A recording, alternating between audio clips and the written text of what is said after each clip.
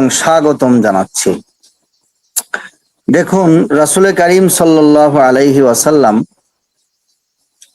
এই উম্মতের জন্য তাদের উপর আসন্ন সকল বিপদ এবং বাতিল ফেরকা, বাতিল মতবাদ সম্পর্কে রাসূলুল্লাহ সাল্লাল্লাহু আলাইহি ওয়াসাল্লাম সতর্ক করে দিয়েছেন এবং মানুষদেরকে সেই বাতিল মতবাদ সম্পর্কে, বাতিল পথ সম্পর্কে উদ্ধার করার পথও বলে দিয়েছেন। অর্থাৎ মানুষ কিভাবে সেখান থেকে বাঁচতে পারবে, বাঁচার পথও কিন্তু বলে দিয়েছেন। এ কারণে কেউ যদি বলে যে বাতিল ফেরকা আমাদের সমাজের মধ্যে আছে, তো আমরা এর থেকে বাঁচবো কিভাবে, বা এত বাতিল ফেরকা আমাদের সমাজের মধ্যে কেন, এই প্রশ্ন কিন্তু বলা, তার জন্য এই প্রশ্ন করা কিন্তু সমীচীন হবে না। বরং রাসূল সাল্লাল্লাহু আলাইহি সাল্লাম বাতিল ফেরকা আসবে এটাও চিহ্নিত করে দিয়েছেন, কি ধরনের বাতিল ফেরকা আসবে এগুলোর ইঙ্গিত আছে। সাথে সাথে এখান থেকে আমরা কিভাবে বাঁচতে পারি এটারও কিন্তু আপনার পথ হাদিস শরীফের মধ্যে রাসূল সাল্লাল্লাহু আলাইহি সাল্লাম এবং কোরআনের মধ্যে আল্লাহ তাআলা মৌলিক নীতিমালাগুলি বলে দিয়েছেন। তো আজকে আমরা যে ফেরাকে বাতিলা সম্পর্কে আলোচনা করব সেটি হচ্ছে উম্মতে মুসলিমার মধ্যে সবচেয়ে বড় যে সমস্ত ফেরকাগুলি মানুষকে ধোঁকা দিয়ে যাচ্ছে তার মধ্যে অন্যতম একটা, সেটা হচ্ছে আহলে কোরআন। আসলে দেখুন, নামটার মধ্যেই এক ধরনের মধু মিশ্রিত আছে, যার কারণে আমাদের সাধারণ শিক্ষিত মুসলমান ভাই যাদের ধর্মীয় জ্ঞান তুলনামূলকভাবে কম, অথবা থাকলেও সেরকম কোনো বড় কোনো ইসলামিক স্কলারের সাথে তারা সম্পর্ক রাখেন না, নিজে নিজেই যতটুকু বোঝেন ততটুকুর মধ্যে অ্যানালাইজ করার চেষ্টা করেন, এই সমস্ত ভাই যারা আছেন তারা কিন্তু এই হিজবুত তাওহীদের ব্যাপারে আপনার আহলে কোরআনের ব্যাপারে তারা আকৃষ্ট হচ্ছে। আহলে কোরআন তারা নাম দিয়েছে আহলে কোরআন। এই নামটা তারা কেন দিল, অথচ তাদের কাজ কোরআন মানা নয়? আমি আপনাদেরকে দেখাবো যে আহলে কোরআন মানে হচ্ছে কোরআনের অনুসারী, কিন্তু আসলে আহলে কোরআন মানে কোরআনের অনুসারী না। আসলে এদের কার্যকলাপে যেটা দেখা যায় সেটা হচ্ছে আহলে কোরআন মানে হাদিস অস্বীকারী, অর্থাৎ হাদিস অস্বীকারী ব্যক্তিরাই নিজেদের নাম দিয়েছে আহলে কোরআন।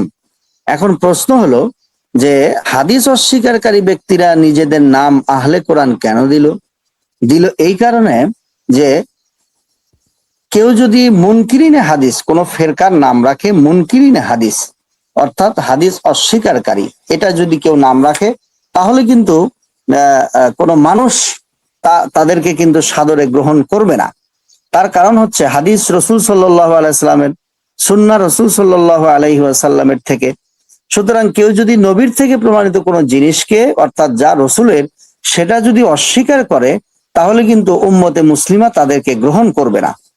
এই কারণে তারা এই সুন্নাহ অস্বীকারের, হাদিস অস্বীকারের নামটা দিল আহলে কোরআন। এখন তাদের নাম যখন আহলে কোরআন রাখলো, তখন তারা তাদের কাজের পিছনে কিছু দলিল পেয়ে গেল, নামের পিছনে কিছু দলিল পেয়ে গেল। সেই দলিলটা হচ্ছে কোরআন, আমরা আহলে কোরআন, অর্থাৎ আমরা কোরআনকে ফলো করি। কোরআন শরীফের মধ্যে আল্লাহ তাআলা তো বলছেন যে তোমরা কোরআনকে মানো, আমার পক্ষ থেকে যা আসে সেগুলোকে তোমরা মানো।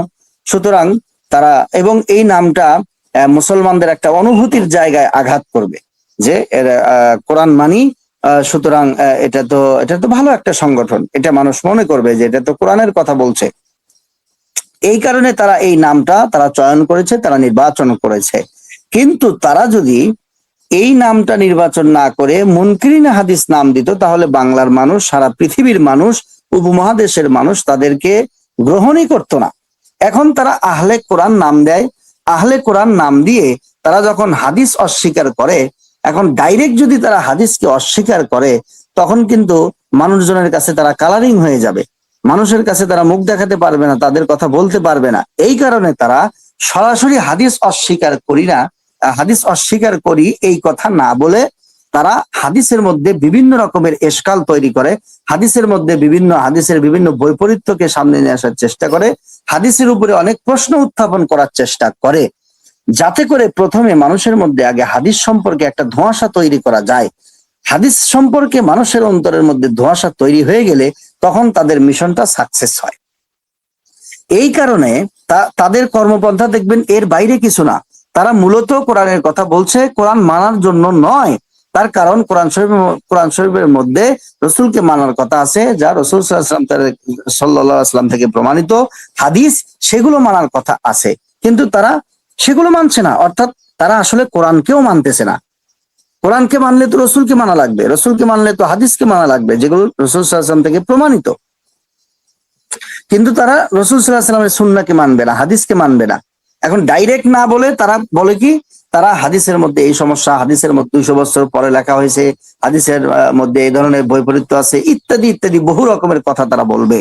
এখন চিন্তা করুন যে এই যে আপনি যে প্রশ্নগুলি তারা করে, আপনার মাধ্যমে আপনার হচ্ছে সাধারণ মানুষ যারা আছেন তাদের কাছে আমি একটা প্রশ্ন করব, যে এই যে প্রশ্ন, এই প্রশ্নগুলি যদি আজকে উত্থাপিত হতো, তাহলে এগুলোকে আমলে নেওয়া যেত। যে আহলে কোরআন যারা, তারা হাদিসের উপরে যে সমস্ত প্রশ্নগুলি করছে, এই প্রশ্নগুলি আসলে আজকে এসেছে, তাহলে কিন্তু আমরা এগুলো আমলে নিয়ে পর্যালোচনা করতাম। কিন্তু এই প্রশ্নগুলি তো আজকে আসে নাই। এই প্রশ্নগুলি তো ইসলামের বিরুদ্ধে যারা কাজ করেছে, রাসূল সাল্লাল্লাহু আলাইহি ওয়াসাল্লামের সুন্নাহকে যারা অস্বীকার করেছে, ইসলামের শত্রু যারা, মুআররিখিন যারা, শত্রু মুআররিখিন, হাসেদ, তারা তো এই সমস্ত প্রশ্নগুলি আগেই ওপেন করে দিয়ে গেছে, আগেই তারা এই সমস্ত প্রশ্নগুলি করেছে। আহলে কোরআন, এই যে সজল রোশন সহ আরো যে সমস্ত আহলে কোরআনরা আছে, অর্থাৎ মুনকিরিনে হাদিস আছে, এরা যে হাদিসের উপরে যে সমস্ত প্রশ্নগুলি করে, এই প্রশ্নগুলি তো তাদের না, এই প্রশ্নগুলি হচ্ছে ইহুদি খ্রিস্টানদের, এই প্রশ্নগুলি হচ্ছে রাসূল সাল্লাল্লাহু আলাইহি ওয়াসাল্লামের বিদ্বেষ পোষণকারীদের, এই এই প্রশ্নগুলি হচ্ছে বিধর্মীদের। এই প্রশ্নগুলি যদি তাদের হতো তাহলে একটা ভিন্ন কথা ছিল, কিন্তু তারা তাদের সংগঠন টিকাবার জন্য, তারা তাদের মতবাদ প্রচার করার জন্য, তারা কেন ইহুদি খ্রিস্টানদের থেকে তারা কেন আপনার হচ্ছে এলেম ধার করে নিয়ে আসলো, কেন তাদের এই প্রশ্নটাকে ধার করে নিয়ে আসলো, প্রশ্ন করজ নিয়ে আসলো, কেন তাদের কাছে তাদের কেন যেতে হলো, যে প্রশ্নগুলি ইহুদি খ্রিস্টানরা আগে করেছে, ইসলামের শত্রু যারা তারা আগেই করে রেখেছে, এটা কেন তার কারণ হচ্ছে ইহুদি খ্রিস্টানদের হাসিদিনে ইসলামের শত্রু ভাবাপন্ন লোক যারা, তাদের যে আপনার হচ্ছে কাজ, এদেরও এই একই কাজ, শুধু আপনার নামটা হচ্ছে ভিন্ন, শুধু নামটা ভিন্ন, তাছাড়া আর কিছু না। আপনি দেখবেন ওরা যে সমস্ত প্রশ্নগুলি করছে, ইসলামের শত্রুরা, ইহুদি খ্রিস্টানরা, রাসূলের হাদিসের উপরে, ইসলামের উপরে, এরাও হাদিসের উপরে ওই একই ক্যাটাগরির প্রশ্নগুলি করবে, ভিন্ন কিছুই নয়। এজন্য তাদের কাজই হচ্ছে হাদিস সম্পর্কে মানুষের অন্তরের মধ্যে ধোঁয়াশা তৈরি করা। এখন এই প্রশ্নগুলি যদি পূর্বের হয়ে থাকে, তাহলে সরল মনা মুসলমান ভাই যারা আছেন, তাদেরকে আমি একটু বিনীতভাবে অনুরোধ করব যে আপনারা এই প্রশ্নগুলি শুনেই আপনার মধ্যে কোনো প্রকারের সন্দেহ তৈরি আনা যাবে না, কোনো প্রকারের অন্তরের মধ্যে ডাউট আনা যাবে না হাদিসের ব্যাপারে। কেন? ইসলামের মহান মনীষীগণ হাদিস কিভাবে সংকলন হয়েছে, কোন হাদিস রাসূল সাল্লাল্লাহু আলাইহি ওয়াসাল্লামের দিকে নিসবত করা সহিহ, কোনগুলো হাদিস নয়, এগুলো সবগুলো আলাদা করেছেন। হাদিসের মধ্যে বৈপরীত্য যেগুলো আছে, এগুলো ফকিহে ইসলাম যারা, তারা সমাধান দিয়ে গেছেন। হাদিসের উপরে যত প্রকারের এশকাল আছে, সমস্ত এশকালের জবাব, ইহুদি খ্রিস্টানদের এশকালের জবাব দেওয়া হয়ে গেছে। যেহেতু ইহুদি খ্রিস্টানদের সকল জবাব দেওয়া হয়ে গেছে হাদিসের উপরে, তখন সজল রোশনদের এই সমস্ত আপনার হচ্ছে প্রশ্ন করা নতুন করে আর সাজে না। তারা একটা প্রশ্ন করে যে হাদিস তো 200 বছর পরে লেখা হয়েছে, তো রাসূল সাল্লাল্লাহু আলাইহি ওয়াসাল্লাম যে 200 বছর পরে হাদিস লিখেছেন, হাদিস বলেছেন 200 বছর আগে, তাই 200 বছর পরে যদি হাদিসগুলো লেখা হয়, তাহলে এই হাদিসগুলোর মধ্যে তো এগুলো যে রসুলের হাদিস, এগুলো আমরা বুঝবো কিভাবে যে এটা আসলে রসুলের হাদিস? তো হাদিস লেখনির মধ্যে বিভিন্ন রকমের প্রশ্ন তারা উত্থাপন করে। এজন্য আমি আপনার মাধ্যমে জনসাধারণ যারা আছে তাদেরকে আমি একটা বই পড়ার জন্য অনুরোধ করব। এই যে এটা একটা উর্দু বই, দেখুন, তাদবিনে হাদিস লেখা আছে, তাদবিনে হাদিস, এটা একটা বিশাল ভলিউমের বই। আপনারা একটু দেখান, শুধু আপনার হচ্ছে প্রশ্ন করলে তো হবে না, এগুলো একটু দেখাইতে হবে মানুষকে, মানুষ জানুক, তাদের ধোঁকা সম্পর্কে মানুষ একটু বুঝুক। এই যে দেখুন, তাদবিনে হাদিস, স্ক্রিনে মনে হয় উল্টো দেখাচ্ছে, এরপরে বোঝা যাবে তাদবিনে হাদিস। এটি লম্বা একটা অনেক, এখানে পৃষ্ঠা সংখ্যা আছে প্রায় 500 মতো পৃষ্ঠা আছে, 500 প্রায়। এখানে হাদিস কিভাবে লেখা হলো, হাদিসের উপরে যে সমস্ত প্রশ্নগুলি সজল রোশনরা করে, সমস্ত প্রশ্নের আপনার কিন্তু জবাব এর মধ্যে দেওয়া আছে। এজন্য এটা হচ্ছে একটা। এরপরে আরেকটা বই আছে, এখানে হচ্ছে অথরিটি অফ সুন্নাহ। ওই যে বইটা দাও তো, অথরিটি অফ সুন্নাহ। হ্যাঁ, এটা বাংলা। এই যে এটা, হ্যাঁ দেখো, এই যে দেখুন, এটা একটা বাংলা বই।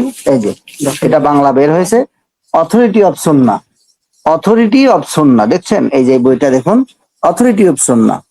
এর মধ্যে রাসূল সাল্লাল্লাহু আলাইহি ওয়াসাল্লামের হাদিসের উপরে যারা অস্বীকার করে, রাসূল সাল্লাল্লাহু আলাইহি ওয়াসাল্লাম হাদিসকে যারা অস্বীকার করে, এই বইটি সম্পর্কে একটু মূল্যায়ন আমি দেখাই আপনাদের। গ্রন্থটির অন্যতম বৈশিষ্ট্য হলো এতে হাদিস অস্বীকারীদের আপত্তি সমূহের মজবুত খণ্ডনের পাশাপাশি শাস্ত্রীয়ভাবে হাদিসের প্রামাণ্যতার বিষয়টি সবিস্তারে উল্লেখ করা হয়েছে। অর্থাৎ এর মধ্যে যত আপত্তি আছে হাদিস অস্বীকারীদের সব আপত্তিগুলির জবাব দেওয়া হয়েছে এবং শাস্ত্রীয়ভাবে প্রমাণ করা হয়েছে যে রাসূল সাল্লাল্লাহু আলাইহি সাল্লামের হাদিস যেগুলো আছে এগুলো পরবর্তীতে কিভাবে সংরক্ষিত হয়েছে সঠিকভাবে। হাদিসের মর্যাদা, প্রামাণ্যতা, নিখুঁত সংকলন, সংরক্ষণ, হাদিস অস্বীকারীদের সংশয়, সন্দেহ, সবগুলির জবাব এর মধ্যে দেওয়া হয়েছে। এজন্য আমাদের যে সমস্ত ভাইরা তাদের চটকদার কথায় আপনারা মনে করেন যে আপনি গলে যাবেন বা তাদের কথা আপনি বিশ্বাস করবেন, এরকম যাদের মনে হয়, আমি তাদেরকে একটা অনুরোধ করব। সেই অনুরোধ হচ্ছে আপনারা আগে তাদের দু চারটা বই আগে পড়বেন। তাদের যে সমস্ত প্রশ্নগুলি আছে, এই প্রশ্নগুলি কিন্তু আজকের না, এই প্রশ্নগুলি বহুকাল আগের। এই প্রশ্নগুলি কারা করছে? এই প্রশ্নগুলি সজল রোশন আর বর্তমানের আহলে কোরআন আর আব্দুল্লাহ চক্রালবি যারা আছে এরা কিন্তু করে নাই। এরা তাদের থেকে ধার করে নিয়ে আসছে। ইহুদি খ্রিস্টান যারা হাসিদিনে ইসলাম, মুআররিখ হাসিদ যারা ইসলামের ব্যাপারে, হ্যাঁ, তাদের থেকে তারা ধার করে নিয়ে আসে। এই আপত্তিগুলো তাদের থেকে নেওয়া। সুতরাং এই আপত্তিগুলি যদি তাদের থেকে নেওয়া হয় তাহলে কিন্তু আপনি বুঝবেন যে এর জবাবও কিন্তু বহু আগেই দেওয়া হয়ে গেছে। তো এর জবাব যদি বহু আগে দেওয়া হয়ে থাকে তাহলে আপনি কেন তাদের কথায় প্রভাবিত হবেন? আপনি কেন তাদের কথায় রাসূল সাল্লাল্লাহু আলাইহি ওয়াসাল্লামের হাদিস সম্পর্কে আপনার অন্তরের মধ্যে ডাউট আসবে বা আপনি এগুলো পয়দা করবেন? এজন্য আমার অনুরোধ থাকবে দর্শক শ্রোতা মণ্ডলীর কাছে যে আপনি এই আহলে কোরআন নামক মুনকিরিনে হাদিস যারা, হ্যাঁ, তাদের কথায় আপনি কর্ণপাত করবেন না। যদি আপনারা মনে করেন যে ওলামায়ে কেরামের কথায় আমরা বিশ্বাস করব, ওলামায়ে কেরামের কথাকে আমরা মেনে নিব, তাহলে তো আলহামদুলিল্লাহ। আর যদি আপনি মনে না করেন যা তাদের কথা আমি কেন মানবো, আমিও কিছু পড়াশোনা করব, সমস্যা নাই, ইসলামের পড়াশোনার দরজা সকলের জন্য খোলা। হ্যাঁ, আপনি আলেমদের সাথে পরামর্শ নিয়ে আপনি বই কেতাবপত্র পড়েন, এগুলো সব প্রশ্নের জবাব শত শত হাজার হাজার পৃষ্ঠা আগেই লেখা হয়ে গেছে, এগুলো আপনি পড়াশোনা করুন। তো আজকে আমি শুধু আপনাদেরকে দেখাবো যে তারা নিজেদেরকে যে আহলে কোরআন বলে, এটা কত বড় একটা ধোঁকা, কত বড় একটা মিথ্যা, এটা আমি আপনাদেরকে দেখাবো। তারা বলে আহলে কোরআনদের প্রথম দাবি কি? তাদের প্রথম দাবি হচ্ছে কোরআনই একমাত্র শরীয়তের দলিল, কোরআন ছাড়া শরীয়তের দলিল আর কিছু নয়। এটা সজল রোশন সাহেবের বহু আলোচনার মধ্যে এটা আছে। তারা বলছে যে আপনার হচ্ছে কোরআনই হলো একমাত্র শরীয়তের দলিল, হাদিস শরীয়তের দলিল নয়। এটা হচ্ছে তাদের প্রথম কথা। সুতরাং হাদিস যেহেতু শরীয়তের দলিল নয়, মৌলিকভাবে হাদিস যেহেতু শরীয়তের দলিল নয়, সুতরাং হাদিস আমাদের মানার কোনো দরকার নেই। এই হচ্ছে হাদিসের ব্যাপারে নরমালাইজ করার তাদের একটা মানে তাদের একটা মাধ্যম বা পদ্ধতি। তারা প্রথমে কোরআনকে অনেক উঁচাতে তুলবে। আসলে কোরআনকে উঁচাতে তোলা উদ্দেশ্য না, উদ্দেশ্য হচ্ছে হাদিসকে নিচে নামান। আপনি কোরআনকে উঁচুতে উঠান, কোনো সমস্যা নাই, কোরআন উঁচুর জিনিস, কোরআন আল্লাহ তাআলার কালাম, আপনি কোরআন উঁচুর জিনিস উঁচুতে উঠান। কিন্তু হাদিসকে নিচে নামানোর জন্য আপনি কোরআনকে নিচে উপরে উঠাবেন, এটা কিন্তু ঠিক নয়, এটা একটা ধোঁকাবাজি। দেখুন আল্লাহ পাক রব্বুল আলামিন কোরআন শরীফের মধ্যে বলছেন, সূরা আন-নিসার 59 নম্বর আয়াতের মধ্যে আল্লাহ বলছেন, ইয়া আইয়ুহাল্লাযীনা আমানু আতিউল্লাহ আতিউর রাসূল ওয়া উলিল আমরি মিনকুম। আল্লাহ পাক রব্বুল আলামিন কিন্তু এটা বলছেন সূরা নিসার 59 নম্বর আয়াতের মধ্যে। আল্লাহ পাক এই কথা বলছেন যে হে ইয়া আইয়ুহাল্লাযীনা আমানু, হে ঈমানদারেরা, আতিউল্লাহ, তোমরা আল্লাহ তাআলাকে মানো, ওয়া আতিউর রাসূল, এবং রাসূলের অনুসরণ করো, ওয়া উলিল আমরি মিনকুম, এবং তোমাদের মধ্যে যারা উলিল আমর আছে তাদেরকে তোমরা মানো। এখানে আল্লাহ পাক রব্বুল আলামিন কিন্তু বলছেন, ইয়া আইয়ুহাল্লাযীনা আমানু আতিউল্লাহ, হে ঈমানদার যারা তোমরা আল্লাহকে মানো, ওয়া আতিউর রাসূল, এবং রাসূলকে মানো। এখানে রাসূল সাল্লাল্লাহু আলাইহি ওয়াসাল্লাম, রাসূল সাল্লাল্লাহু আলাইহি ওয়াসাল্লামকে মানার উদ্দেশ্য কি? রাসূলকে আপনি কিভাবে মানবেন? রাসূল সাল্লাল্লাহু আলাইহি ওয়াসাল্লাম যদি আপনি বলেন যে ব্যক্তি রাসূল সাল্লাল্লাহু আলাইহি ওয়াসাল্লাম যতদিন জীবিত আছেন ততদিন তাকে মানতে হবে, তাহলে ঠিক আছে, রাসূলকে মানার এই নির্দেশটা সাহাবায়ে কেরাম পর্যন্তই শেষ। হ্যাঁ, এখন প্রশ্ন হলো যে এখানে তো আল্লাহ পাক রব্বুল আলামিন নবীজি যতদিন জীবিত আছেন ততদিন রাসূল সাল্লাল্লাহু আলাইহি ওয়াসাল্লামকে মানতে বলেননি। কিয়ামত পর্যন্ত লোক যারা আসবে, ইমানদার যারা আসবে, তাদেরকে আল্লাহ পাক রব্বুল আলামিন বলেছেন যে তোমরাও রাসূল সাল্লাল্লাহু আলাইহি ওয়াসাল্লামকে মানো। এখন রাসূল সাল্লাল্লাহু আলাইহি ওয়াসাল্লামকে আমরা এখন কিভাবে মানবো? তিনি তো দুনিয়ার মধ্যে নাই। তাহলে অবশ্যই এখানে রসুলকে মানার অর্থ হবে রসুল সাল্লাল্লাহু আলাইহি ওয়াসাল্লামের সুন্নাহকে মানা, এবং রসুল সাল্লাল্লাহু আলাইহি ওয়াসাল্লামের পথ এবং পদ্ধতিকে মানা, রসুল সাল্লাল্লাহু আলাইহি ওয়াসাল্লামের কথা এবং কর্মকে মানা। কর্মকে মানার মধ্য দিয়ে কিন্তু রসুলকে মানা হবে। রসুলকে মানবেন আপনি কিভাবে? রসুলের কথা মানার মাধ্যমে। রসুলকে আপনি মানবেন কিভাবে? রসুলের আদর্শ অনুসরণ করার মাধ্যমে। তো রসুলের আদর্শ আপনি কোথায় পাবেন? রসুলের আদর্শ আছে হাদিসের মধ্যে, রসুলের আদর্শ আছে সুন্নাহর মধ্যে। তো এখন যদি আপনি বলেন যে হাদিস মানার কোনো দরকার নাই, তাহলে সুন্নাহ, রসুলের আদর্শ, রসুলের কথা কোথায় আছে? হাদিসের মধ্যে আছে। তাহলে আপনি কেমন যেন বলছেন রসুলকেই মানার দরকার নেই। যদি আপনি বলেন রসুলকে মানার দরকার আছে, তাহলে সমস্ত আহলে কোরআন এবং সজল রোশন সাহেবরা যারা আছে তাদের কাছে এই প্রশ্নটা থাকলো যে আতিউর রসুল, রসুলকে মানো। এটা নবী পরবর্তী জামানার যারা আছে, কিয়ামত পর্যন্ত আনেওয়ালা উম্মত, তারা রসুলকে কিভাবে মানবে এটা একটু আমাদেরকে কোরআন থেকে দেখান। তারা তো আহলে কোরআন, তারা কি এটা দেখাতে পারবে? তারা কখনোই দেখাতে পারবে না, কারণ এটা একটা ধোঁকাবাজি। আল্লাহ বলছেন রসুলকে মানো, স্পষ্ট, কিয়ামত পর্যন্ত সকল মানুষ রসুলকে মানতে হবে। তো এখন তো রসুল সাল্লাল্লাহু আলাইহি ওয়াসাল্লাম নাই, তো রসুল সাল্লাল্লাহু আলাইহি ওয়াসাল্লামকে আমরা কিভাবে মানবো?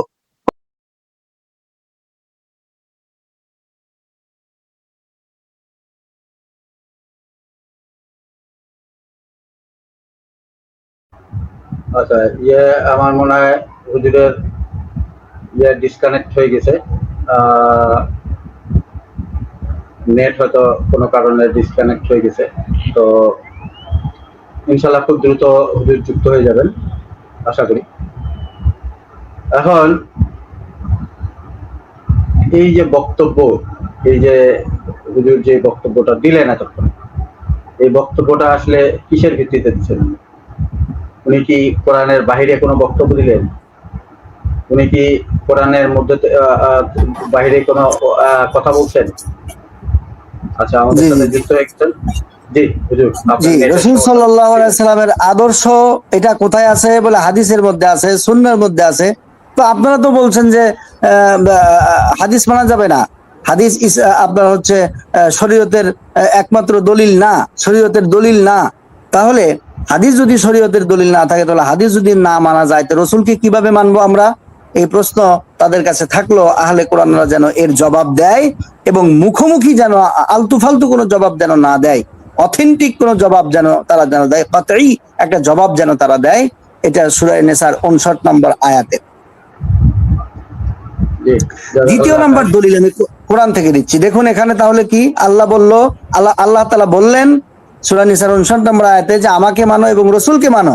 রসুলকে মানার উদ্দেশ্য হলো রসুলের কথা এবং রসুলের সুন্নাহকে মানা। রসুলের কথা, রসুলের সুন্নাহ কোথায় আছে? এটা হাদিসের মধ্যে আছে। তোরা বলছে হাদিস শরীয়তের দলিল না, তাহলে তারা কি আসলে পক্ষান্তরে কোরআনকে মানলো? এখানে কিন্তু তারা কোরআনকে মানলো না, আহলে কোরআন নাম দিয়ে কোরআনকেই তারা ছেড়ে দিল। অর্থাৎ প্রমাণ হয়ে গেল যে এরা আসলে আহলে কোরআন না, এরা হচ্ছে ইসলামের শত্রুদের থেকে ধার করা মিশন নিয়ে তারা হাদিস অস্বীকার করার এবং আল্লাহ রসুলের হাদিস যে শরীয়তের অথেন্টিক দলিল, এই সম্পর্কে মানুষের অন্তরের মধ্যে ধোঁয়াশা সৃষ্টি করার একটা মিশন আর পায় তারা চালাচ্ছে, এছাড়া আর অন্য কিছু নয়। আমি কোরআন থেকেই দেখাচ্ছি তারা আহলে কোরআন নয়। এটা একটা মজার বিষয়। কোরআন, তারা বলে আমরা আহলে কোরআন, আমি কোরআন অনুসরণ করি, আমি কোরআন থেকেই দেখাবো তারা আহলে কোরআন নয়। দ্বিতীয় নাম্বার, তাদের দ্বিতীয় দলিল, অর্থাৎ আল্লাহ পাক রব্বুল আলামিন সুন্নাহকে যে মর্যাদা দান করেছেন, এটা রাসূল সাল্লাল্লাহু আলাইহি সাল্লামের মাধ্যমে আল্লাহ তাআলা এটা বলে দিয়েছেন। আমি বলছি, এটা হচ্ছে সূরা হাশরের 7 নম্বর আয়াত। সূরা হাসরের 7 নম্বর আয়াতটা আপনি প্লে করেন, দেখবেন ইনশাআল্লাহ আল্লাহ পাক রব্বুল আলামিন কি বলছেন। আল্লাহ পাক বলছেন, মা আতাকুমুর রাসূল ফাখুযুহু ওয়া মা নাহাকুম আনহু ফান্তাহু। সূরা হাসর 7 নম্বর আয়াত, আল্লাহ তাআলা বলছেন, মা আতাকুমুর রাসূল, রাসূল তোমাদেরকে যা দান করেন, অর্থাৎ রাসূল তোমাদের জন্য যা এনেছেন, ফাখুযুহু তোমরা তা ধরো, ওয়া মা নাহাকুম আনহু এবং রাসূল তোমাদেরকে যার থেকে নিষেধ করেন, ফান্তাহু তোমরা তা থেকে বিরত থাকো। এখন এই আয়াতে আল্লাহ তাআলা এটা কিন্তু বলেন নাই যে আমি তোমার উপরে যা আল্লাহ তাআলা এই জায়গার মধ্যে আল্লাহ তাআলা কিন্তু এটা বলেন নাই যে আমি রসুলকে যে কোরআন দিয়েছি সেই কোরআনকে তোমরা ধরো, আর কোরআন ছাড়া রসুল যা বলেন এগুলো তোমরা ছেড়ে দাও, এই কথা কিন্তু আল্লাহ তাআলা বলেন নাই। বরং আল্লাহ বলছেন রসুল তোমাদের জন্য যা এনেছেন, রসুল তোমাদেরকে যা দান করেন সেগুলো তোমরা ধরো, আর রসুল তোমাদের যেগুলো থেকে নিষেধ করেন সেগুলোর থেকে তোমরা বিরত থাকো। আল্লাহ তাআলা অন্য জায়গায় বলেছেন এটা, আল্লাহ তাআলা এটা অন্য জায়গায় বলছেন যে তোমরা রসুলের উপরে যা নাজিল করেছো, আমা উনজিলা ইলার রাসূল। হ্যাঁ হুজুর, এই জায়গা থেকে আপনাকে একটা খালি মানে তাদের একটা দাবি আরেকটা এটাতে ইনক্লুড করে দিই আপনার। তারা বলে যে এই আয়াতটার মধ্যে এখানে তারা এইটা সম্পৃক্ত করে দেয়, আল্লাহ জনপদবাসীদের নিকট থেকে তারা তার রাসূলকে ফায় হিসেবে যা দিয়েছেন এবং রাসূলের আত্মীয় স্বজন, এই যে এটা, হ্যাঁ এইটা এইটুকুন অংশ, এই অংশটুকু মাঝে কেবল অবতীর্ণ না থাকে, হ্যাঁ এই যে এইটা এই অংশটুকুনের জন্য শুধুমাত্র এই আয়াতটা, তারা তাদের বক্তব্য হচ্ছে এইটা। হ্যাঁ এটা হচ্ছে তাদের দাবি। দেখুন এই ব্যাপারে তারা তো নিজেরাই মহাবিজ্ঞানী, ইসলামের ব্যাপারে তারা বলে যে আচ্ছা আমি আরেকটু আর একটা সেকেন্ড, শুধু ইয়ে নেই, 2টা সেকেন্ড। ফারুক সাহেব, আপনার যদি কোনো আলোচনা থাকে, হ্যাঁ সুন্দর করে যুক্ত হয়ে যান, যুক্ত হওয়ার লিঙ্ক আপনাকে আমরা দিয়ে দিছি, হ্যাঁ আপনি চলে আসতে পারেন। আপনি কমেন্ট যোদ্ধা না হয়ে লাইভে চলে আসেন, আমরা এই সূরা হাসর নিয়ে শুধু না পুরা কোরআন নিয়ে আলোচনা করব, কোনো সমস্যা নাই। জি হুজুর বলেন। জি জি জি মাশাআল্লাহ, আপনাকে ধন্যবাদ। জি জি তারা এখানে বলে যে আপনার এখানে একটা যেটা বলা হয়েছে যে আল্লাহ তাআলা আল্লাহ জনপদবাসীর নিকট থেকে তার রসুলকে ফাই হিসেবে যা দিয়েছেন তা আল্লাহর রাসূলের আত্মীয় স্বজনদের, ইয়েতিমদের, মিসকিন ও মুসাফিরদের, এটি এজন্য যে যাতে ধন সম্পদ তোমাদের মধ্যকার বৃত্তশালীদের মাঝেই কেবল আবর্তিত না থাকে। রাসূল তোমাদের যা দেয় তা গ্রহণ করো, আর যা থেকে সে তোমাদের নিষেধ করে তা থেকে বিরত হও, এবং আল্লাহকেই ভয় করো, নিশ্চয়ই আল্লাহ শাস্তি প্রদানে অত্যন্ত কঠোর। ঠিক আছে, এই যে আমাদের আহলে কোরআন ভাই যারা আছেন, এই আহলে কোরআন ভাইরা তারা কি করে জানেন? তাদের সবচেয়ে বড় একটা বিষয় হচ্ছে যে আপনি এটাকে বলছেন যে এটা শুধুমাত্র এই আয়াতের সাথে বিশেষ, অর্থাৎ উপরের হুকুমের সাথে এটা খাস, হ্যাঁ এটা আর অন্য কোথাও যাবে না, অন্য কোন জায়গায় এটা দিয়ে দলিল দেওয়া যাবে না। এখানে শুধুমাত্র সম্পদ আপনার হচ্ছে বন্টনের একটা বিষয়টাকে আল্লাহ তাআলা এখানে বলে এটা বলে দিয়েছেন। তো এই যে তিনি বলছেন যে এটা সম্পদ বন্টনের বিষয় ছাড়া আর অন্য কোথাও যাবে না, এটার পক্ষে কোরআন থেকে ওনাকে একটা দলিল দিতে বলেন যে ভাই আপনি তো আহলে কোরআন, আপনি কোরআন থেকে একটা দলিল দেন যে এই মা আতাকুমুর রাসূলু ফাখুযু ওয়া মা নাহাকুম আনহু ফান্তাহু, এটা এই আয়াত ছাড়া, এটা আর কোথাও উপরের অংশ ছাড়া আর কোথাও এটার প্রয়োগ করা যাবে না। এটা কোরআন থেকে একটা দলিল দেন। কোরআন থেকে তারা দলিল দিতে পারবে না, তারা ঘুরে ফিরেই এ কথা বলবে, ঘুরে ফিরেই এ কথা বলবে যে এটা পূর্বের আয়াতের জন্য। হুজুর আমি একটা যুক্ত করে নেই, দেখুন যে কোরআনের মধ্যে কোরআনের ব্যাখ্যা করার জন্য, কোরআনের তাফসীর করার জন্য বেশ কিছু জ্ঞান এবং ইলমের দরকার হয়। এই যে বেশ কিছু জ্ঞান এবং ইলমের দরকার হয়, এই বিষয়টা তারা মানে না, এই বিষয়টা তারা কখনোই স্বীকারই করে না, বরং তারা অনুবাদ নির্ভর করে নিজেরা যা বোঝে সেটার উপরই তারা পর্যালোচনা করতে থাকে, তারা আলোচনা করতে থাকে। কেন? তার কারণ হচ্ছে ওই যে একটা মুখস্থ কথা শিখে নিয়েছে, কোরআন আমাদের জন্য যথেষ্ট। তো কোরআন যে আপনি বুঝবেন, কোরআন বুঝতে হলে তো আপনাকে আরো কিছু মুকদ্দমা জানতে হবে, আরো কিছু ভূমিকা স্বরূপ আপনাকে আরো কিছু ইলম জানতে হবে। এই ইলমগুলি তারা কোন জায়গা থেকে জানবে? হুজুর, এখানে আমি আরেকটা প্রশ্ন আপনার কথার সাথে ইনক্লুড করতে চাচ্ছি, আপনি যদি একটু সুযোগ দেন, অনুমতি দেন, যে আমি কি বলবো? হুজুরের মনে হয় নেটটা একটু সমস্যা নাকি? জি হুজুর, আমি কি এটার সাথে আরেকটু সংযুক্ত করব নাকি? জি জি জি, যদি সংযুক্ত করেন।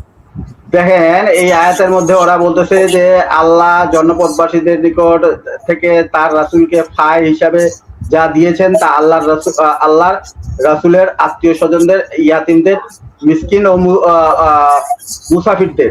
এটি এজন্য যে যাতে ধন সম্পদ তাদের মধ্যকার বিত্তশালীদের মাঝে কেবল অবতীর্ণ না থাকে, আবর্তিত না থাকে। আচ্ছা, এখন এই এই আয়াতটা কি রাসূল সাল্লাল্লাহু আলাইহি সাল্লাম করে নাই, আমল করেন নাই? ফাই কি পান নাই? ফাই পাইছেন, ফাই পাইছেন দেখেই তো এই এই আয়াতটা নাজিল হয়েছে। ফাই, এখন আমার বক্তব্য হচ্ছে যে এই ফাইটা, হ্যাঁ, আল্লাহর রাস্তায় কিভাবে দিল রাসূল সাল্লাল্লাহু আলাইহি সাল্লাম? কতটুকুন দিল, মানে অংশটা কতখানি? এক। দুই নাম্বার হচ্ছে রাসূলের জন্য রাসূল কতখানি অংশ রাখছে ওই ফাই থেকে?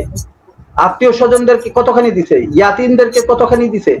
এটা তো ভবিষ্যতে যে আবার ফাই আসবে না, মুসলিম রাষ্ট্রে যে ফাই আসবে না এমন তো না। এটা তো মুসলিম রাষ্ট্রেরও একটা বিধান, তাই না? জি জি।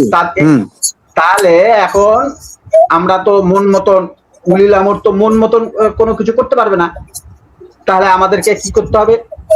এই যে এই আয়াত অনুযায়ী রাসূল সাল্লাল্লাহু আলাইহি ওয়াসাল্লাম ফাই কাকে কতখানি, কি পরিমাণ অংশটা, এখানে তো মনে করেন যে অংশীদার আছে। জি অবশ্যই অবশ্যই, আপনি আসলে আজাদ ভাই এখানে একটা সুন্দর পয়েন্ট তারা ধরছেন, সুন্দর পয়েন্ট ধরছেন। হ্যাঁ হ্যাঁ, এটা সুন্দর একটা বিষয়।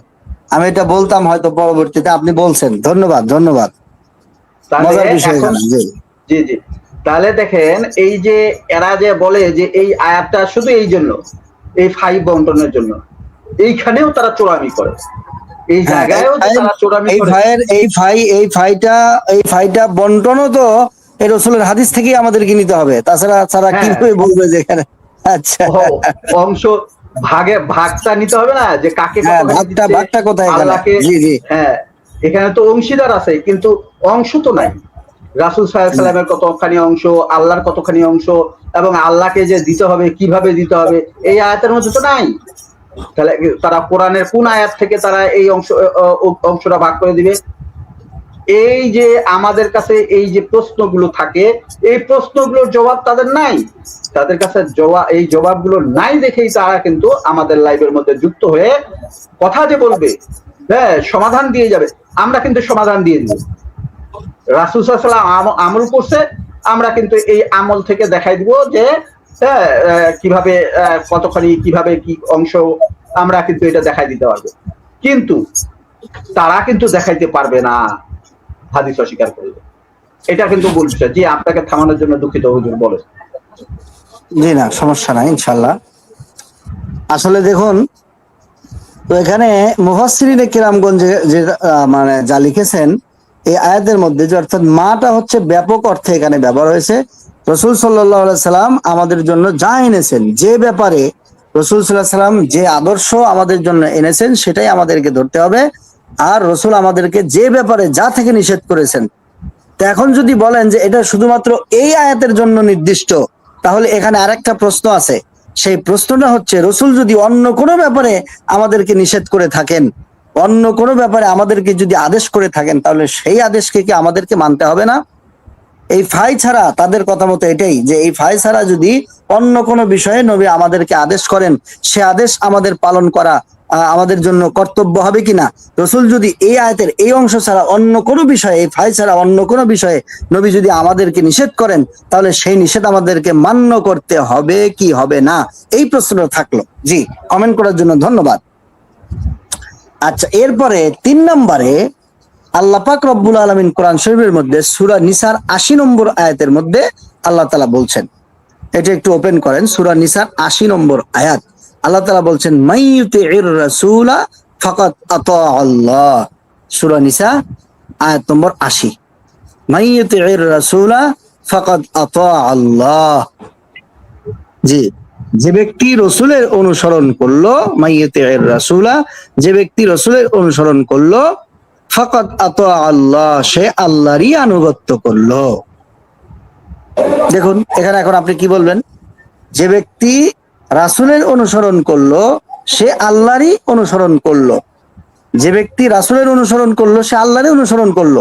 এখানে ওই যে ভাই কেউ আছেন কিনা এখানে, এমডি ফারুক হোসেন ভাই, আপনি একটু বলেন যে এখানে আপনি কিভাবে কি বলবেন? এখানে তো আর আপনি এখানে আপনি কি বলবেন যে যে রসুলের অনুসরণ করলো সে আল্লাহর অনুসরণ করলো? তো এখানে রসুলের অনুসরণ আপনি কিভাবে করবেন? রসুল তো এখন জীবিত নাই, নবীজি তো এখন জীবিত নাই, আপনি এখন রসুলের অনুসরণ কিভাবে করবেন? রসুলের কথা আপনি কিভাবে মানবেন? রসুলের জীবন আদর্শ আপনি কিভাবে ফলো করবেন? কোথায় পাবেন? রসুল কিভাবে নামাজ পড়ছেন এটা আপনি কোথায় পাবেন? রসুল কিভাবে ওযু করছেন এটা আপনি কোথায় পাবেন? রসুল কিভাবে বিচার কার্য পরিচালনা করছেন কোথায় পাবেন? রসুল কিভাবে যুদ্ধ পরিচালনা করছেন কোথায় পাবেন আপনি? আল্লাহ তো এখানে বলছে রসুলকে অনুসরণ করাই আল্লাহর অনুসরণ করা। তাহলে আপনার আপনার প্র্যাকটিক্যাল লাইফে ইসলামকে চর্চা করার জন্য আল্লাহ রসুলের আদর্শটা লাগবে। প্র্যাকটিক্যাল লাইফে আপনি যদি ইসলামকে পালন করতে যান, হ্যাঁ, প্র্যাকটিক্যাল লাইফে যদি ইসলাম পালন করতে যান, অর্থাৎ কোরআন বলছে নামাজ পড়ার কথা, আপনি নামাজ পড়বেন, প্র্যাকটিক্যালি আপনি নামাজটা পড়বেন, তাহলে আপনি নামাজটা কিভাবে পড়বেন? এখন আল্লাহ রসুল একটা পদ্ধতি দিয়েছেন, এইভাবে আপনি নামাজ পড়বেন, এইভাবে ওযু করবেন। কোরআন বলছে পবিত্র হওয়ার কথা। আপনি প্র্যাকটিক্যাল লাইফে যখন পবিত্র হতে যাবেন, কোরআন বলছে রোজা রাখার কথা। প্র্যাকটিক্যাল লাইফে যখন আপনি রোজা রাখতে যাবেন, হ্যাঁ, ইসলাম বলছে নামাজ পড়ার কথা, কোরআন বলছে। আপনি যখন প্র্যাকটিক্যাল লাইফে যখন আপনি নামাজটা পড়তে যাবেন, তখন আল্লাহর মর্জি কি? তখন আল্লাহর মর্জি হচ্ছে মান ইউতিউর রাসূলা ফাকাদ আতা আল্লাহ। রসুল যেভাবে নামাজ পড়েছেন, যেভাবে ওযু করছেন, ওইটা জেনে তুমি যদি নামাজ পড়ো তাহলে ওইটাইতে আল্লাহর অনুসরণ হয়ে গেল। এটি আল্লাহ তাআলার মর্জি।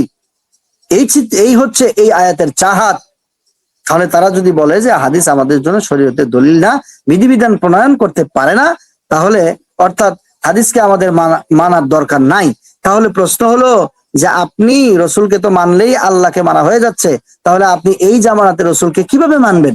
আপনি রওজার কাছে গিয়ে ওযু শিখে আসবেন, রওজার কাছে গিয়ে ইসলামের বিচার পদ্ধতি শিখে আসবেন, রওজার কাছে গিয়ে আপনি আপনার হচ্ছে রসুলের থেকে জিজ্ঞেস করে আসবেন।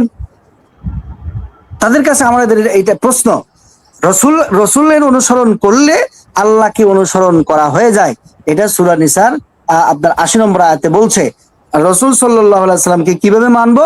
আমাদের জবাব স্পষ্ট, হাদিস এবং সুন্নাহর মাধ্যমে আমরা রসুলকে মানবো। যেহেতু রসুল সাল্লাল্লাহু আলাইহি সাল্লামের সবকিছু হাদিস এবং সুন্নাহর মধ্যে সংরক্ষিত আছে। এখন তারা বলছে না হাদিস মানা যাবে না। তাহলে আমাদের আবার উল্টো প্রশ্ন হচ্ছে যে তাহলে আমরা রসুলকে কিভাবে মানবো? কিভাবে মানতে পারি? প্র্যাকটিক্যাল লাইফে রসুলকে অনুসরণ আমরা কিভাবে করতে পারি?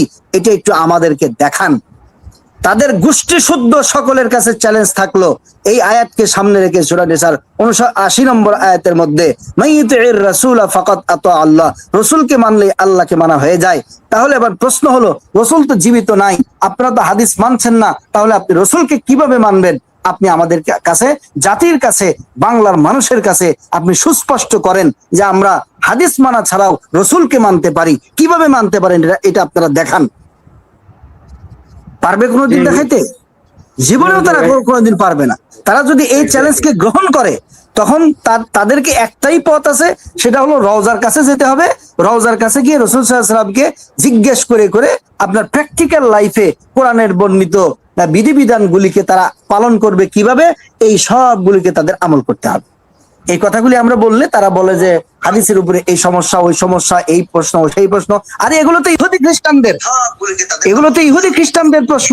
ইহুদি খ্রিস্টানদের প্রশ্নের জবাব হাজার হাজার পৃষ্ঠা আগেই লেখা হয়ে গেছে, কোটি কোটি পৃষ্ঠা আগেই লেখা হয়ে গেছে। এগুলোর জবাব দেওয়ার কোনো দরকার নাই। তোমরা নতুন ফেরকা খুলেছো, আমরা তোমাদেরকে প্রশ্ন করব, আমরা তোমাদের কাছে সমাধান জানতে চাইবো, কিন্তু তারা সমাধান দিবে না কখনো। তারা বলুক আজকে এটা, এই কোরআন শরীফ থেকেই তাদেরকে প্রমাণ করা সম্ভব যে তারা কোরআনকে মানে না। আমি শুধুমাত্র ৩টা আয়াত দেখালাম, এই ৩টা আয়াত দিয়ে তাদেরকে ধরা সম্ভব। ওই যে যেখানে বলছিল শুরু, ওই আয়াতটা হচ্ছে সূরা হাসরের ৭ নম্বর আয়াত, এটা ফাই সম্পর্কে। ওখানে আমার আরেকটা প্রশ্ন আছে, আপনার প্রশ্ন ওটা সহ আরেকটা প্রশ্ন আছে, যে এটাই যদি হয় যে এটা শুধু এই আয়াত সম্পর্কে আর অন্য কোনো আয়াত সম্পর্কে নয়, তাহলে প্রশ্ন হলো যে আল্লাহ রসুল যদি এই ফাই ছাড়া অন্য কোনো বিষয়ে যদি আদেশ দেয় সেটা মানতে হবে কিনা। যদি বলে মানতে হবে, তাহলে তো তাদের কেসা খতম, এটা ওই ফাই ছাড়াও আরো অন্য বিষয়ের মধ্যে চলে গেল। আর যদি বলে যে ফাই সম্পর্কেই অন্য কোনো বিষয় সম্পর্কে নয়, অর্থাৎ তাহলে তারা কি প্রমাণ করলো, যে রসুল সাল্লাল্লাহু আলাইহি ওয়াসাল্লাম অন্য এই ফাই ছাড়া অন্য কোনো বিষয়ে যদি আদেশ নিষেধ দেন সেটা আমাদের মানা লাগবে না। তারা এটা স্পষ্ট করে বলুক যে আমরা এটা ছাড়া অন্য কোথাও আমরা রসুলের হুকুমকে আমরা মানতে বাধ্য নই, এটা স্পষ্ট করে তারা বলুক, দেখি তাদের হিম্মত কতটুকু হয়। জাযাকাল্লাহ খায়ের। ওস্তাদ, আমরা একটা ভিডিও চালাবো। হ্যাঁ, তারা একটা হাদিসের উপরে অভিযোগ নিয়ে আসছে। হ্যাঁ, এই অভিযোগটা, এই হাদিসটা নাকি কোরআনের সাথে সাংঘর্ষিক। আচ্ছা, হ্যাঁ, জি জি, এই ব্যাপারে, হ্যাঁ, তো এই হাদিসটা আমরা আজকে আচ্ছা চালান, ইনশাল্লাহ চালান, জি জি চালান, ধন্যবাদ। আমি আছি ইনশাল্লাহ, আরো অল্প কিছু সময় আছে ইনশাল্লাহ। আচ্ছা আচ্ছা, আবু সুফিয়ান ভাই আছে, ধন্যবাদ। জি, আবু আমাদের সুফিয়ান, সাথে যুক্ত আছেন আবু সুফিয়ান ভাই। আসসালামু আলাইকুম, কেমন আছেন সুফিয়ান ভাই? মিউটে আছেন সুফিয়ান ভাই?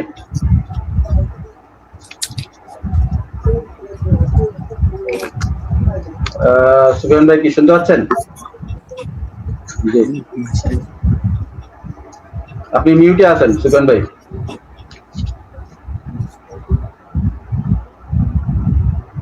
হ্যালো।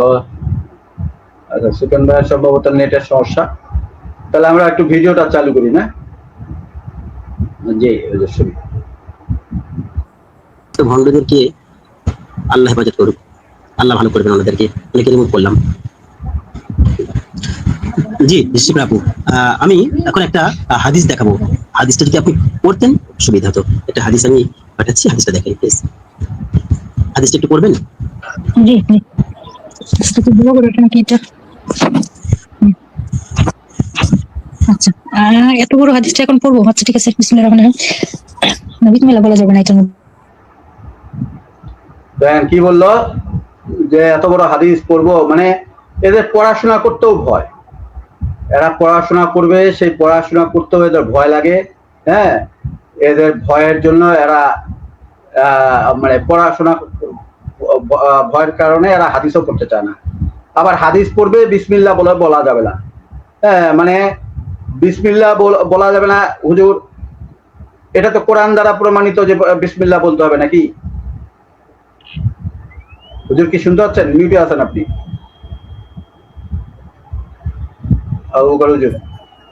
জি জি জি, আচ্ছা, বিসমিল্লাহ যে বলতে হবে, এটা তো কোরআন দ্বারাই প্রমাণিত, যে প্রত্যেকটা আয়াতের আগেই আউযুবিল্লাহি মিনাশ শাইতানির রাজিম বিসমিল্লাহির রহমানির রহিম বলতেই বলাই আছে। তাহলে যে কোনো ব্যাপারে, যে কোনো ইয়েতে বিসমিল্লাহ বলা, হ্যাঁ, এটা কোরআন দ্বারা প্রমাণিত। এটা হচ্ছে যে মূল বক্তব্য। আচ্ছা হাদিসটা চালান, হাদিসটা একটু চালান, স্ক্রিনে শো করেন বড় করে দেখি। না, এটা ভিডিও তো ওরা চালাচ্ছে, আমি পরে আনবো এই ভিডিও। হ্যাঁ, ওদের অভিযোগটা আগে শুনি। হ্যাঁ, অভিযোগগুলো খণ্ডন করতে হবে। তো এর যে প্রথম বক্তব্য, যে বিসমিল্লাহ বলা যাবে না হাদিস পড়লে, এই যে এইটা যে বললো, এটা কোত্থেকে বললো? এটা একটা প্রশ্ন থাকে গেল তাদের কাছে। জি সুফিয়ান ভাই শুনতে পাচ্ছেন? জি আমি শুনতে পাচ্ছি, আমার কথা শোনা যাচ্ছে? হ্যাঁ, শোনা যাচ্ছে। জি, তাহলে আমরা ভিডিওটা চালু করি। হ্যাঁ, উপরি যেটি বললেন, সুয়াদ ইবনু সাইদ রাহমাতুল্লাহ আলাইহি, আবু সাইদ খুদরি রাদিয়াল্লাহু থেকে বর্ণিত, তিনি বলেন রাসূলুল্লাহ সাল্লাল্লাহু আলাইহি ওয়াসাল্লাম বলেছেন, তোমরা তোমাদের পূর্ববর্তীদের নীতি পদ্ধতি পুরোপুরি অনুসরণ করবে, বিঘতে বিঘতে ও হাতে হাতে। এমনকি তারা যদি তিনি সাপের গর্তে প্রবেশ করে থাকেন, তাহলেও তোমরা তাদের অনুসরণ করবে। আমরা বললাম, ইয়া রাসূলুল্লাহ, পূর্ববর্তী উম্মাত বলতে তো ইহুদি ও খ্রিস্টানরাই উদ্দেশ্য।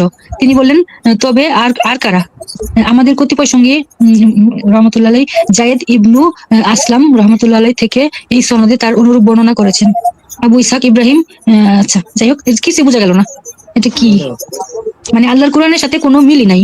হ্যাঁ, পূর্ববর্তীদের অনুসরণ করো, কিন্তু আল্লাহ কিন্তু নিষেধ করতেছেন পূর্ববর্তীদের অনুসরণ করতে। হ্যাঁ, যে বাপদাদাদের নীতি কিন্তু অনুসরণ করা যাবে না। অথচ দেখেন হাদিসের নামে কিন্তু একদম পুরোপুরি বলতেছে যে যেভাবে যদি কি এমনকি তারা যদি তিনি সাপের গর্তেও প্রবেশ করতে বলেন, তা আমাদেরকে সেভাবে অনুসরণ করতে হবে। হ্যাঁ, দেখছেন মানে কোরআনের সম্পূর্ণ বিপরীত হচ্ছে হাদিস। হ্যাঁ, আওয়াজটা অস্পষ্ট আসতেছে। না ইয়ে আবু বকর হুজুর শুনতে পাচ্ছেন না আপনি? জি জি জি, আমি আমি শুনছি এবং বুঝছি। এগুলার উত্তর আরেকটু হুজুর আমরা আরেকটু ভিডিওটা আগে নিয়ে নেই সামনে। হ্যাঁ, নাহলে তো আসলে মূল বক্তব্যগুলো তো আসলে বোঝা যাবে না। হ্যাঁ, জবাবটা দিব কেমন করে। আগে আমরা একটু শুনি তাদের অভিযোগটা। হ্যাঁ, এই হাদিসটা নাকি বলে পড়লো কি, আমরা হাদিসটা আনবো একটু পরে। আগে অভিযোগটা শুনে নিই। সুবেন ভাই কি শুনতে পাচ্ছেন? একটু অস্পষ্ট আসতেছে মানে কথা। আপনি একটু হেডফোনটা একটু কানে একটু নিয়ে ভালো করে একটু ইয়ে করেন। আমার মনে হয় যে আপনার ওখানে সমস্যা। আজাদ ভাই,